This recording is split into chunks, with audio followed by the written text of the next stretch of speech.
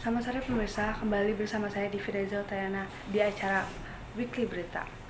Kasus COVID-19 varian Omicron yang datang dari luar negeri ini di DKI Jakarta sudah mencapai 1027 kasus pada hari Kamis tanggal 22 Januari tahun 2022. Kepala Bidang Pencegahan dan Pengendalian Penyakit Dinas Kesehatan Provinsi DKI Jakarta Dwi Oktavia menyebutkan terdapat 747 kasus Omikron yang terjadi pada pelaku perjalanan luar negeri dan 280 terjadi pada transmisi lokal.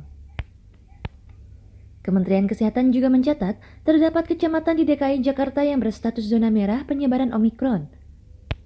Selain itu, terdapat 29 kecamatan berstatus zona kuning. Tercatat zona merah dengan kasus 8 hingga 14 kasus diantaranya Cilandak, Kebonjeruk, Kalideres, Kebayoran Baru, dan Senen. Adapun zona kuning tercatat kurang dari 7 kasus diantaranya Cipayung, Jagakarsa, Pasar Minggu, Mampang, Tebet, Setiabudi, Jatinegara, Durensawit, Cakung, Matraman, Cempaka Putih, Kelapa Gading, Kemayoran, Tanjung Priok, Koja, Cilincing, Pademangan, Sawah Besar, Taman Sari, Gambir, Tambora, Grogol Petamburan, Penjaringan, Palmerah, Tanah Abang, Kebayoran Lama, Pesanggerahan, Kembangan, dan Cengkareng. Berita selanjutnya itu adalah pemerintah Provinsi DKI Jakarta melakukan pengerukan 6 waduk di Jakarta Utara guna mencegah banjir di ibu kota. Dilansir dari akun Instagram resmi Pemprov DKI @dki-jakarta, gerebek lumpur yang dilakukan Dinas Sumber Daya Air.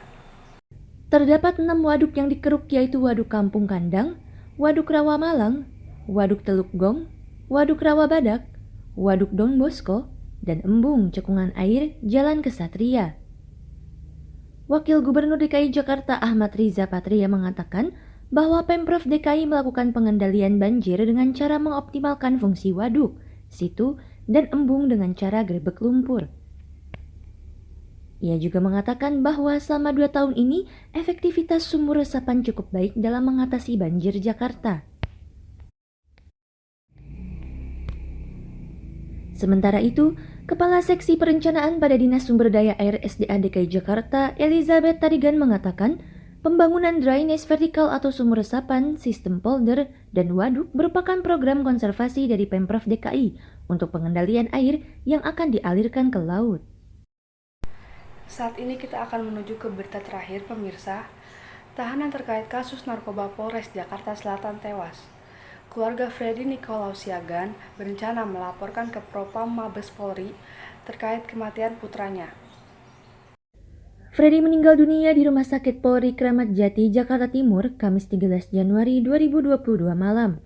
Korban tewas dalam keadaan luka di beberapa bagian tubuh. Kuasa hukum keluarga Freddy, Antonius Badar Karwayu, mengatakan masih memastikan waktu laporan ke Propam Mabes Polri, sebab masih menunggu keluarga Freddy yang berada di Medan, Sumatera Utara.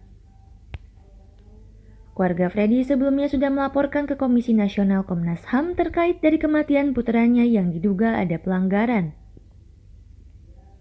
Pelaporan dilakukan ke Komnas HAM sesuai dengan pernyataan dokter yang mengotopsi menemukan luka-luka pada tubuh Freddy. Freddy ditangkap Polres Jakarta Selatan terdapat kepemilikan ganja di Bali pada Desember 2021. Rekan Freddy berinisial B menceritakan bahwa Freddy mengeluh sakit di sekujur tubuhnya sebelum meninggal. Kapolres Metro Jaya Jakarta Selatan, Kombes Pol Budi Hardi Susianto mengatakan tahanan meninggal dunia di Rumah Sakit Polri Kramat Jati, Jakarta Timur karena sakit demam. Ia juga menambahkan sakit demam yang dialami oleh Freddy membuat tidak nafsu makan. Ia juga mengatakan jenazah Freddy saat ini sudah diserahkan ke pihak keluarga untuk dibawa ke kampung halaman di Medan, Sumatera Utara. Baik, informasi tadi mengakhiri perjumpaan kita di acara Weekly Berita kali ini. Saya Divi Reza Utayana dan segenap kru yang bertugas pamit undur diri. Selamat sore dan sampai jumpa.